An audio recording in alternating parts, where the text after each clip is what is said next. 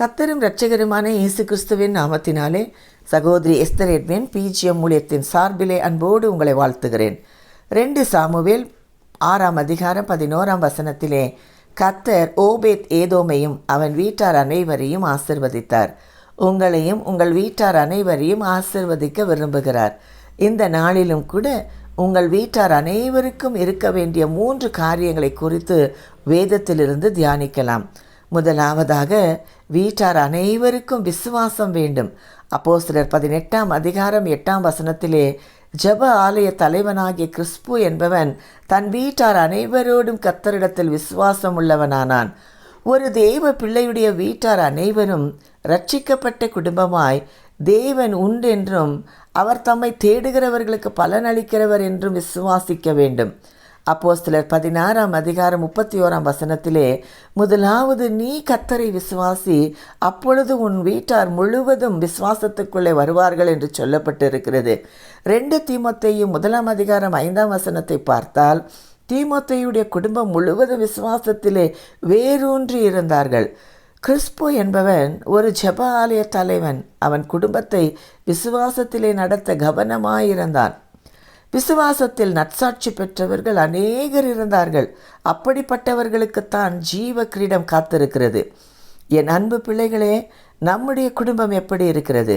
விசுவாசம் இல்லாமல் தேவனுக்கு பிரியமாயிருப்பது கூடாத காரியம். இப்போது உங்கள் வீட்டார் அனைவரையும் விசுவாசத்திலே கொண்டு வர பிரயாசப்படுங்கள். அதற்காக ஜெபம் பண்ணுங்கள். 2வதாக, வீட்டார் அனைவருக்கும் தேவ பயம் வேண்டும். அப்போஸ்தலர் 10 அதிகாரம் 2 வசனத்திலே கொர்நெலியு என்னும் 100க்கு அதிபதி தன் வீட்டார் அனைவரோடும் தேவனுக்கு பயந்தவனுமாயிருந்தான். நம்முடைய குடும்பத்திலும் கூட ஒவ்வொருவருக்கும் தேவ பயம் இருக்க வேண்டும். சிலர் நான் ரட்சிக்கப்பட்டு இருக்கிறேன், தேவனை விசுவாசிக்கிறேன் என்று சொல்லுவார்கள். இவர்கள் தேவனுடைய வார்த்தைக்கு கீழ்ப்படியவே மாட்டார்கள். கோவிலுக்கு போகும்போது கூட பாதியிலே லேட்டாக வருவார்கள். கர்த்தருக்கு பயப்படும் பயம் அவர்களுக்குள் காணப்படுவது இல்லை. சங்கீதம் 128 முழுவதையும் வாசித்து பாருங்கள். கர்த்தருக்கு பயப்படும் பிள்ளைகளுடைய வாழ்க்கை எப்படி இருக்கும் என்று சொல்லியிருக்கிறது. அவர்கள் ஓட்டம் எப்படி முடிப்பார்கள் என்றும் சொல்லப்பட்டிருக்கிறது. தேவனுக்கு பயப்படும் பயத்தை வீட்டின் பிள்ளைகளுக்கு கற்றுக் கொடுங்கள். எல்லாரும் ஜெபிக்க உட்காருங்கள். குடும்பமாய் தேவ சமூகத்திலே வந்து நிற்க வேண்டும். உங்களுக்குத்தான் பாக்கியமும் நன்மையும் உண்டாயிருக்கும். இன்று அநேக குடும்பங்களில் கர்த்தருக்கு பயப்படும் பயம் இல்லாமல் இஷ்டம் போல வாழுகிறார்கள்.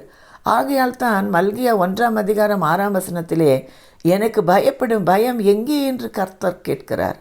கர்த்தருக்கு பயப்படும் பயம் உங்களுக்கும் உங்கள் வீட்டார் அனைவருக்கும் இருக்கும்போது கர்த்தர் உங்களை ஆசிர்வதிப்பார்.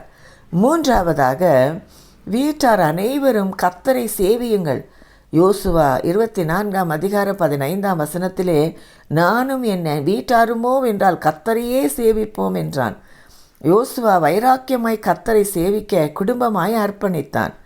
நீங்கள் ஆசிர்வதிக்கப்படும் போது மாத்திரம் கர்த்தரை சேவிப்பது அல்ல, சோதனை நேரத்திலும் வைராக்கியமாய் சேவிக்க வேண்டும்.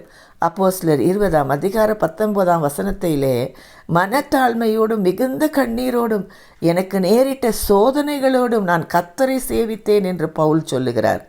கர்த்தரை சேவிக்க பழகிக் கொள்ளுங்கள். பாருங்கள், அன்றைக்கு யோசுவா நானும் என் வீட்டாரும் கர்த்தரை சேவிப்போம் என்று சொன்ன உடனே அங்கே கூடியிருந்த ஜனங்கள் எல்லாரும் யோசுவாவை நோக்கி நம்முடைய தேவனாகிய கர்த்தருடைய சத்தத்துக்கு கீழ்ப்படிந்து அவரையே சேவிப்போம் என்றார்கள். என் அன்பு பிள்ளைகளே, நாம் எல்லாரும் குடும்பமாய் கல்யாணத்துக்கு போகிறோம், சர்க்கஸ் பார்க்க குடும்பமாய் போகிறோம், ஊர் சுற்றி பார்க்க கூட குடும்பமாய் சந்தோஷமாய் போகிறோம்.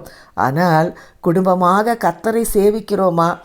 அன்று ஜனங்கள் கர்த்தரை சேவிக்க தீர்மானம் எடுத்தார்கள். இன்று நீங்களும் முழு குடும்பமாக கர்த்தரையே சேவிக்க தீர்மானம் எடுங்கள். கர்த்தர் உங்களை ஆசீர்வதிப்பாராக. என்னோடு கூட சேர்ந்து ஜெபிப்பீர்களா?